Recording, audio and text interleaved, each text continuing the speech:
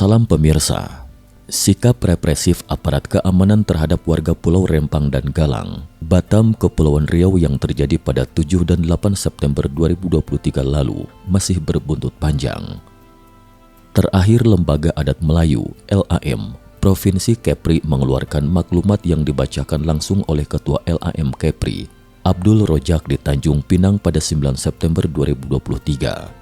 Mereka mengutuk keras tindakan represif, intimidasi dan kekerasan yang dilakukan oleh tim gabungan terhadap masyarakat yang menolak relokasi, yang membuat warga banyak yang mengalami cedera, terutama hingga kerugian material.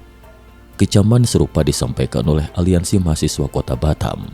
Seperti diberitakan, setidaknya 6 warga ditangkap dan sejumlah warga termasuk perempuan dan anak-anak menjadi korban tembakan gas air mata yang dilancarkan aparat gabungan TNI dan Polri saat menghadapi penolakan warga Rempang Galang pada 7 September 2023. Tindakan itu dilakukan saat aparat memaksa masuk ke Pulau Rempang untuk memasang patok batas.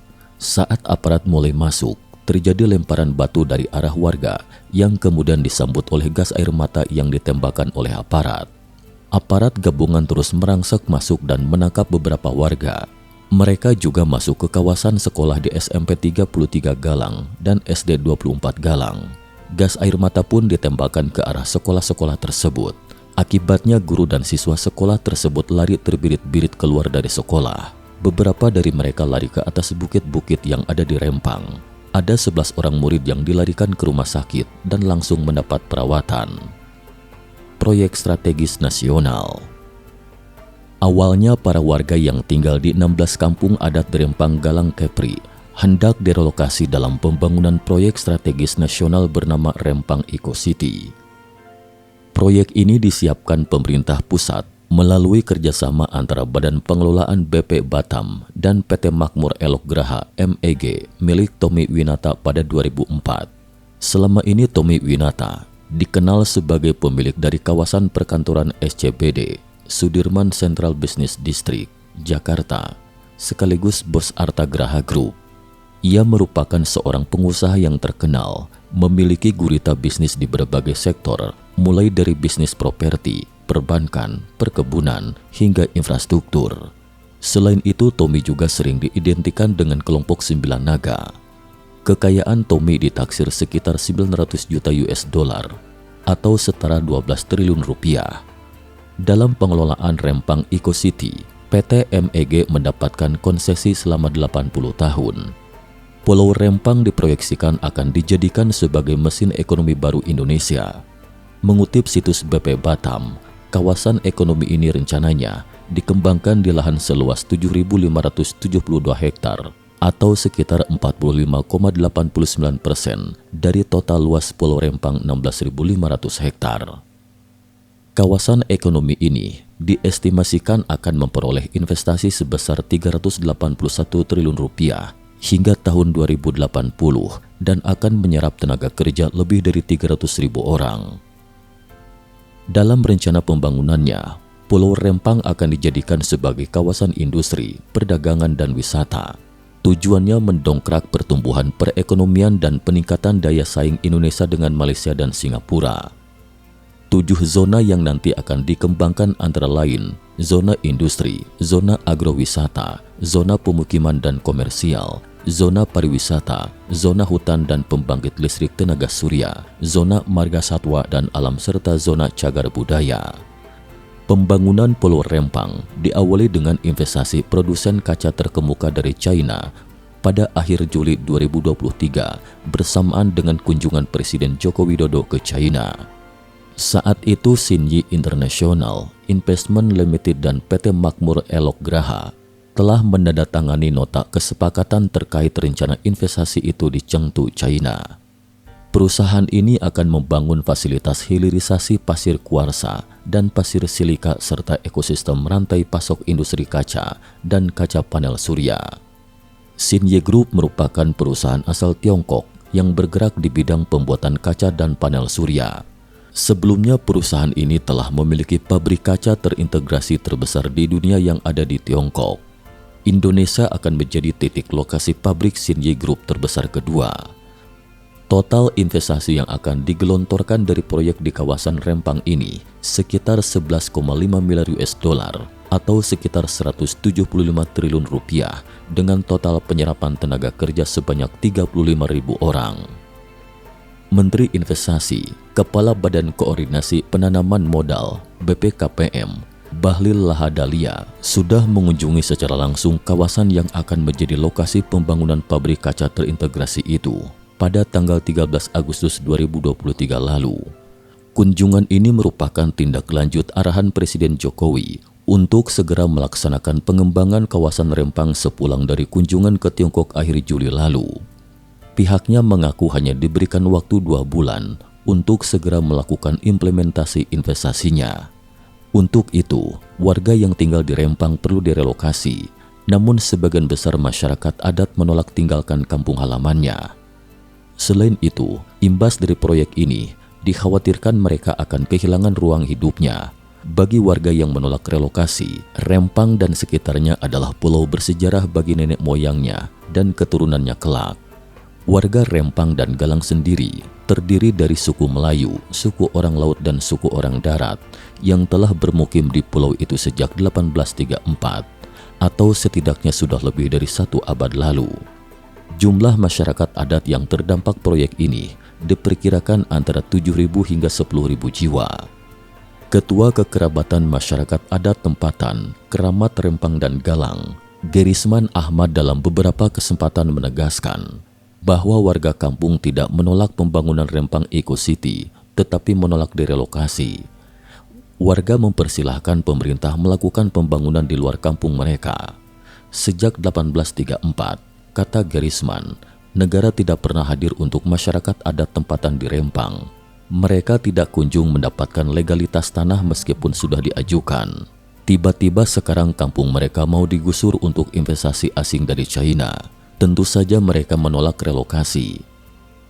Pada 23 Agustus lalu, ribuan warga dari Pulau Rempang dan Galang berunjuk rasa di depan kantor BP Batam. Sikap pemerintah.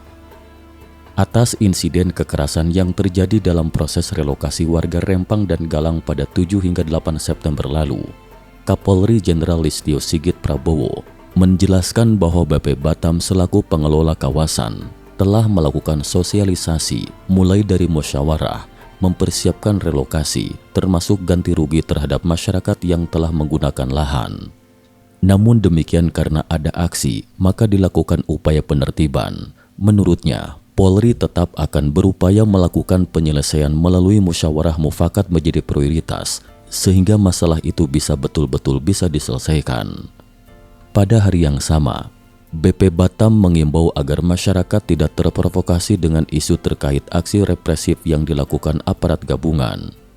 Menurut Kepala Biro Humas Promosi dan Protokol BP Batam, Arya Stuti Sirait, masyarakat yang mengatasnamakan warga Rempang terlebih dahulu melempar batu dan botol kaca ke arah personel keamanan yang akan memasuki kawasan kampung adat. Di sisi lain, Direktur Eksekutif Daerah Wahli Riau, Boy Jerry Evan Sempiring, yang ikut mengadvokasi warga Rempang Galang. Aktivis ini mengatakan kepolisian telah menakut-nakuti sebagian masyarakat yang vokal menolak relokasi. Ia menilai semestinya proyek investasi tidak mesti mengorbankan masyarakat adat. Persoalan ini, kata dia, selalu berulang dalam kasus konflik agraria karena ketiadaan persetujuan dari masyarakat adat. Namun pemerintah punya alasan lain. Menurut Kepala Badan Pengusaha Kawasan Perdagangan Bebas dan Pelabuhan Bebas Batam, BP Batam, Muhammad Rudi, tidak memungkinkan kawasan industri dibangun berdampingan dengan permukiman warga. Karena di lokasi tersebut sesuai peruntukan, akan dibangun industri pabrik kaca dan solar panel semata terbesar kedua di dunia. Pemerintah juga sudah mempersiapkan hak hunian buat warga di kampung nelayan modern seluas 471 hektar. Lokasinya tidak jauh dari kampung sebelumnya dan masih berada di satu bibir pantai. Total ada 3.000 kafling yang akan dibangun. Masyarakat yang akan memperoleh hak hunian dibagi menjadi beberapa kategori. Pertama, mereka yang dikategorikan warga kampung lama di luar kawasan hutan negara APL. Kedua, warga kampung lama di kawasan hutan produksi yang dapat dikonversi HPK. dan ketiga warga di luar kampung lama di APL. Mereka akan memperoleh hunian tipe 45 dengan nilai 120 juta rupiah dan maksimum 500 meter persegi. Biaya sewa rumah selama masa pembangunan hunian dan biaya hidup ditanggung sesuai ketentuan. Satu rumah terdampak akan diganti dengan satu hunian baru. Warga yang terdampak juga akan menerima fasilitas hunian sementara dari BP Batam, termasuk biaya hidup selama relokasi sementara Rp1.034.636 per orang dalam satu kakak, maksimal 3 orang dalam satu kakak. Biaya ini termasuk biaya air, listrik, dan kebutuhan lainnya. Fasilitas mobilisasi pemindahan dari hunian ke hunian relokasi sementara akan difasilitasi oleh BP Batam. Tersedia layanan kesehatan dan pelayanan keamanan. Di kawasan hunian relokasi, nantinya juga akan dilengkapi fasilitas pendidikan, layanan kesehatan, olahraga, ibadah, sosial, dan dermaga. Kawasan hunian juga akan dielevasi menjadi kampung wisata unggulan yang mewakili budaya Melayu, berdaya saing secara ekonomi dan berkesinambungan bagi masa depan generasi.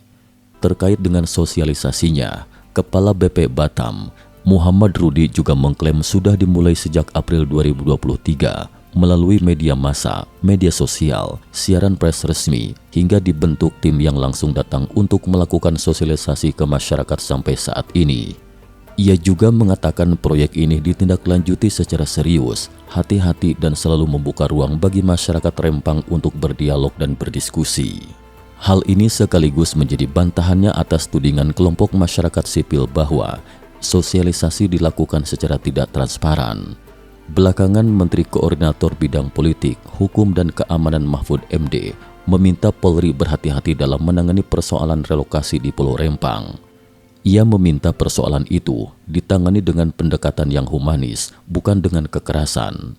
Mahfud menyadari persoalan relokasi itu sangat rumit.